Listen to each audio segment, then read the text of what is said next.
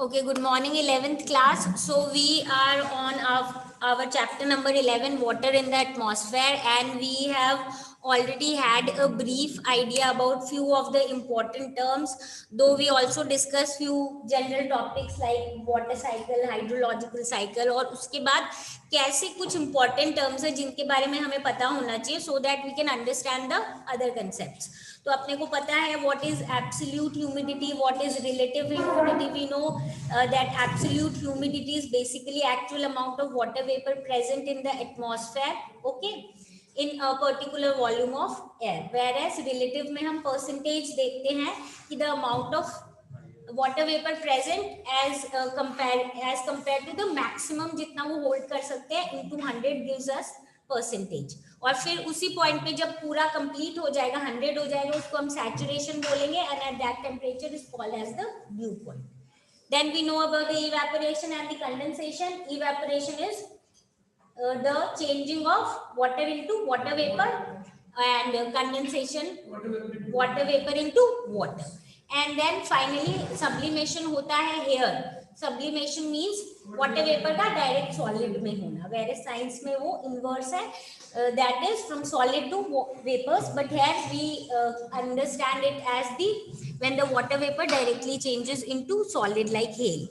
Or then we came across few more terms जैसे hygroscopic nuclei is basically dust and the other things जिस पे finally condensation होता है. Okay, so now when we know about these few important terms, we need to understand the condensation process in more detail. So now condensation, basically we know that it takes place when dew point is even if it is lower than freezing point or it is higher than freezing point, but condensation generally takes place at the dew point only. Now let us move into more details. Whenever we are talking about these specific, you can say, forms of condensation, let us first understand about dew. Now before moving on to like dew or studying them in more specific terms, हमें पता है कि जो forms of condensation है उनको हम classify कर सकते हैं on the basis of temperature, location, और ये सारी जो चीजें हैं ना, these are the things which actually somewhere leads to different kind of condensation of different materials. Okay. Now, along with that, we know that condensation will finally takes place when the dew point is either lower than freezing point as well as even higher than the freezing point. Now, coming on to dew. Now, what is dew? Basically, when the moisture is deposited in the form of droplets on cooler surfaces of solid objects rather than nuclei in the air above the surface, such as stones, grass blades, plants, leaves, it is known as dew. Now, the ideal condition for its formation are clear sky, calm air, high relative humidity, cold and long nights. For the formation of dew, it is necessary that the dew point is above the freezing point. Now, mark this point because it will help you to differentiate dew with frost, fog and mist. पहली चीज क्या है जो अपने को याद रखनी चाहिए कि जो ड्यू पॉइंट है उसके बेसिकली ड्यू पॉइंट जब अबव फ्रीजिंग पॉइंट हो, ओके, यानी जब फ्रीजिंग पॉइंट है, अपने को पता है what is freezing point, 0 degree. तो जब 0 डिग्री से ऊपर ड्यू पॉइंट पहुंच जाए तो उस टाइम पे क्या होता है, उसको कोई सरफेस चाहिए to basically change into small droplets of water. और ये जो ड्रॉपलेट्स है जब ये किसी कूल सरफेस पे टच होती है, कौन से, जैसे कि अपने प्लांट की लीव्स होती है या स्टोन है या ऐसी कोई भी चीज जिसके ऊपर वो सेटल होती है और स्मॉल ड्रॉपलेट्स ऑफ वाटर बन जाते हैं, उसको हम बोलते हैं ड्यू. ड्यू के लिए अपने को बेसिक कंडीशंस क्या चाहिए कि क्लियर स्काई हो, काम एयर हो, रिलेटिव ह्यूमिडिटी ज्यादा होगी तभी फाइनली वो वापस फॉर्म करेगा into water, cold and long nights चाहिए because we will notice due generally in the early morning they are found on leaves and grass blades, etc. Okay. Now please understand again, एक difference है, हमने पहले भी तो बोला था condensation होता है, हाइड्रोस्कोपिक न्यूक्लियाई के ऊपर पानी की लेयर फॉर्म हो जाती है, ऐसे डिपॉजिट हो जाता है. What is the difference? The difference is कि जो एटमॉस्फेयर में न्यूक्लियाई प्रेजेंट है उसके ऊपर वो कंडेंस नहीं होता है. कंडेंस किसके ऊपर होता है? few things on the surface of the earth like the plants or the stone etc. So I suppose due is clear. Basically एक बार फिर से रिपीट करते हैं, जो ड्यू पॉइंट है वो फ्रीजिंग पॉइंट के ऊपर होता है, रिलेटिव ह्यूमिडिटी ज्यादा होती है, काम स्काई होता है, लॉन्ग एंड कोल्ड नाइट्स होती है, जब कोल्ड सरफेस पे वो टच होता है तो वो फाइनली फॉर्म हो जाते हैं into small droplets of water, और ये उधर बेसिकली ये जो अपना न्यूक्लियाई है एटमॉस्फेयर में जो उस पे सेटल नहीं होंगे, स्टोन्स और ग्लास वगैरह पे होता है. ठीक है. So this is about dew. Now let us move on to the other one. The other one is frost. Now there is a small difference between dew and frost. Main difference क्या है कि जो Frost है वो freezing point से कम होना चाहिए temperature. ठीक है. सो अब इसके बारे में पढ़ लेते हैं. Frost forms on cold surfaces when condensation takes place below freezing point. ठीक है. That is 0 degree. That is the dew point is at और बिलो फ्रीजिंग पॉइंट, यानी या तो ड्यू पॉइंट जो है वो या तो 0 डिग्री पे है या 0 डिग्री से नीचे का टेम्परेचर है. ठीक है. तब क्या होगा? फ्रॉस्ट होगा. जब 0 डिग्री से ऊपर का था तो क्या हुआ था? ड्यू हुआ था. ठीक है. तो मेजर डिफरेंस यही है. I repeat, forest forms on cold surface basically frost forms on cold surfaces when condensation takes place below freezing point, that is 0 degree. Either the dew point is at or below 0 degree, that is the freezing point. Now इसमें क्या होता है? excess of moisture जो है it is deposited in the form of minute ice crystals instead of water droplets. Now again please, this is very simple to understand. dew point जो हमारा dew का था वो क्या था? It was above freezing point, इसीलिए वो small droplets of water में था. जो फ्रॉस्ट है वो अपना 0 डिग्री से नीचे या 0 डिग्री पे है तो वो क्या? आइस क्रिस्टल्स के फॉर्म पे डिपॉजिट हो रहा है. So the excess moisture is deposited in the form of minute ice crystals instead of water droplets. Now what are the ideal conditions for the formation of this white frost? जब हम बोलते हैं कि इसके लिए क्या क्या कंडीशंस होनी चाहिए, बेसिकली ऑलमोस्ट जैसे ड्यू के लिए थी वही कंडीशंस है. अपने को पता है कि जो कंडीशंस थी वो थी clear sky, calm air, high relative humidity, cold and long nights. Almost same चीजें, ओनली डिफरेंस वी नो कि बिलो फ्रीजिंग पॉइंट होगा, एट और below freezing point. Now, the ideal condition for formation of white frost are same as those for the formation of dew, except that the air temperature must be at or below the freezing point. ठीक है. तो ये अपना due और frost जो है I suppose is clear to you people, and I don't think कि इससे रिलेटेड अपने को कोई डाउट होगा. These are the pictures if you want to look at them very clearly कि कैसे फ्रॉस्ट डिपॉजिट हो रहा है. You can see small kind of crystals of ice that are basically developing on the leaves etc. जबकि due का हमें पता है as we call ओस जो होती है small droplets of water. okay, so now we move on to the next part. जो next है अपना fog and mist. now ये थोड़ा सा different है इन दोनों से in terms of कैसे form होता है वो देख लेते हैं. When the temperature of an air mass containing a large quantity of water vapor falls all of a sudden, the condensation takes place within itself on fine dust particles. यहाँ पे क्या हुआ है? जो टेम्परेचर है एयर मास का जिसमें बहुत वाटर वेपर ऑलरेडी प्रेजेंट है, वो क्या हो गया? सडनली जो टेम्परेचर है वो क्या हो गया? फॉल हो गया. Now please understand again, when the temperature of an air mass containing large quantity of water vapor falls all of a sudden, condensation takes place within itself on the fine dust particles. Now we know that air has water holding capacity. हमने ये पढ़ा था जैसे जैसे temperature बढ़ेगा वैसे वैसे water holding capacity बढ़ेगी, और जैसे जैसे टेम्परेचर कम होगा वैसे वैसे वाटर होल्डिंग कैपेसिटी कम होगी।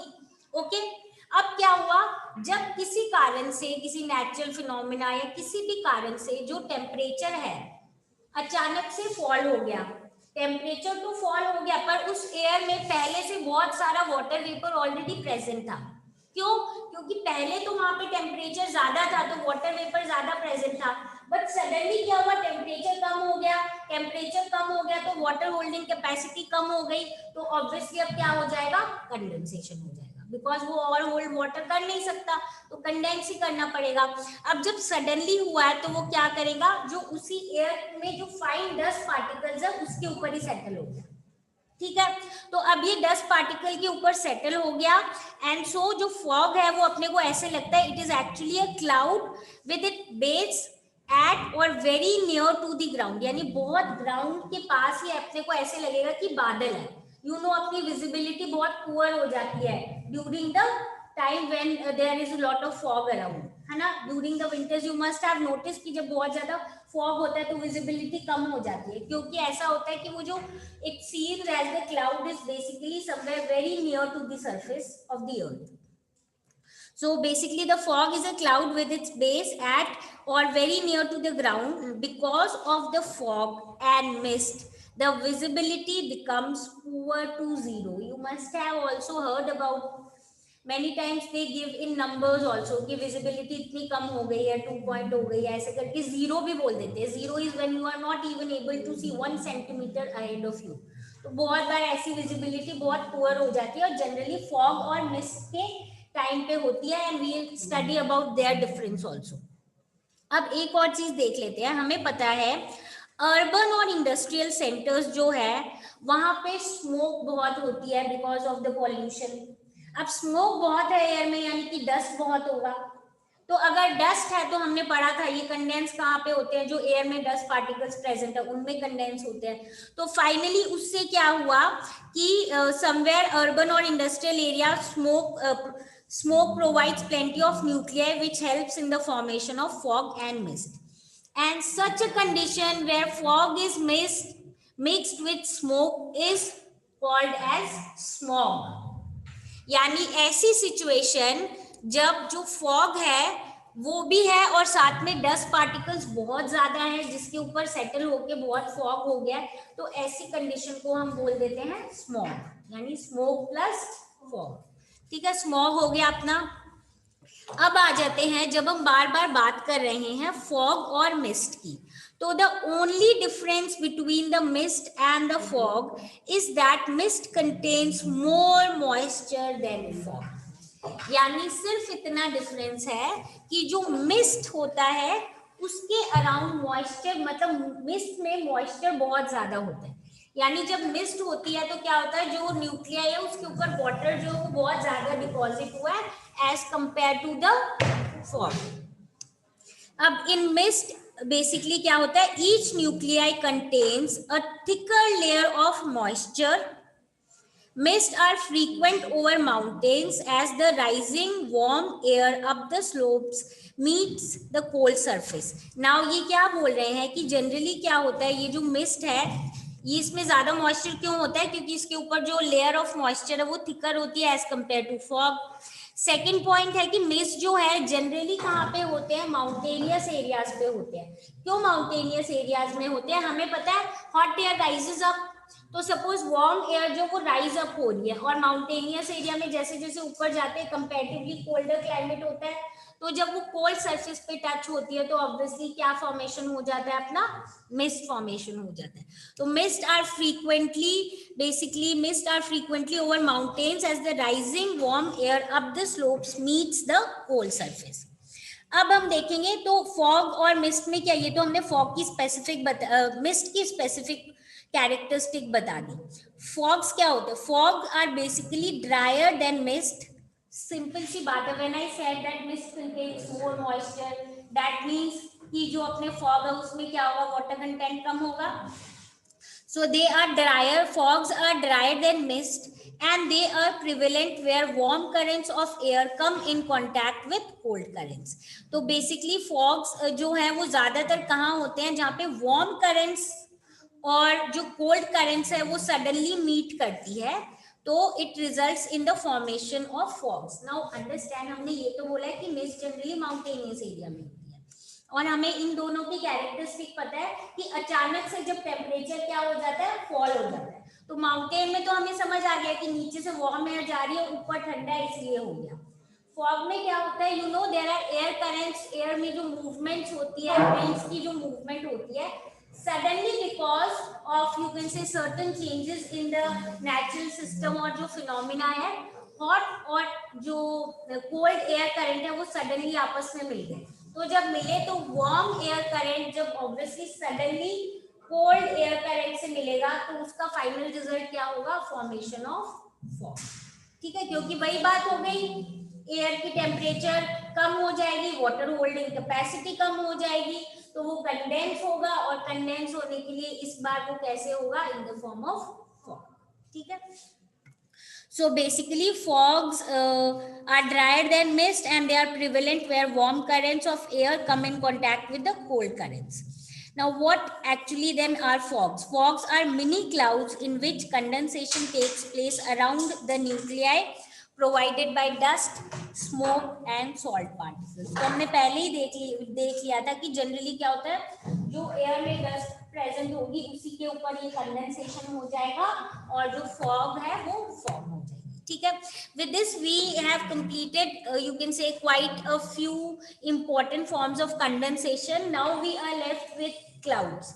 Now obviously you must have heard from your very junior classes कि clouds होते क्या है, but here we need to study about various type of clouds. Okay, so initially before moving on to the detail of clouds, let us understand कि detail कि cloud actually में होता क्या है। Cloud is a mass of minute water droplets or tiny crystals of ice formed by the condensation of water vapor in the free air at a considerable elevation.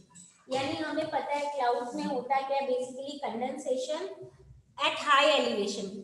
हम जब भी whenever we study about the water cycle, हमें पता है कि water rises up, ऊपर जाके condense होता है, और फिर क्लाउड्स फॉर्म होते हैं, और फिर वापस वाटर ड्रॉपलेट्स आते हैं। तो स्पेसिफिक हम अलग अलग क्लाउड्स के बारे में पढ़ेंगे कि अलग अलग टेम्परेचर पे अलग अलग कैसे फॉर्म होता है, बट बेसिक अपना यही है कि क्लाउड जो है mass of minute water droplets है, कभी कभी टाइनी क्रिस्टल्स ऑफ आइस भी होते हैं हाई एलिवेशन पे, जब कंडेंसेशन होता है फ्री एयर में तब होता है। As the clouds are formed at some height over the surface of the earth, they take various shapes. तो अलग अलग shapes के होते हैं, they basically finally they are formed at height above the earth's surface. According to their height, expanse, density, transparency और opaqueness, clouds are grouped under 4 types. Now इसमें अलग अलग चीजें हैं, हमें पता है बेसिकली हाइट कितनी हाइट पे है, कितना एक्सपैंडेड है। You must have notice clouds कभी तो वेरी स्मॉल और दूर दूर तक स्प्रेड होते हैं व्हाइट कलर के, कभी कभी ऐसे लगता है पूरा स्काई ही कवर हो गया व्हाइट कलर के, स्ट्रेच ऑफ ऐसे लगेगा एक पूरा स्प्रेड है, ब्लैंकेट जैसे हो गया। समटाइम्स डार्क होते हैं, ग्रे होते हैं, ब्लैक होते हैं, समटाइम्स पूरे व्हाइट होते हैं। तो बहुत सारे अलग अलग टाइप्स के क्लाउड्स हैं। तो हाइट के हिसाब से, एक्सपेंस के हिसाब से, डेंसिटी, ट्रांसपेरेंसी, कि कभी कभी ट्रांसपेरेंट लगते हैं, कभी ओपेक लगते हैं, कभी मतलब दिखता है ऐसे लगता है इसके पीछे क्या पता ही नहीं चलेगा, कभी कभी भाई ट्रांसलूसेंट जैसे लगते हैं। So depending upon all these characteristics the clouds are divided into cirrus, cumulus, stratus and nimbus, और उसके बाद इनके अलग अलग कॉम्बिनेशंस भी होते हैं according to which we actually classify the various clouds. So we'll study about the clouds in our next class, and then we'll do precipitation and types of rainfall as well. Okay, so with this I wind up today's class. If you have any doubt relating to the topic that we have covered today, come back with your problems and we'll solve the problem, discuss and solve the problems. Okay, so now meet you all in the next class.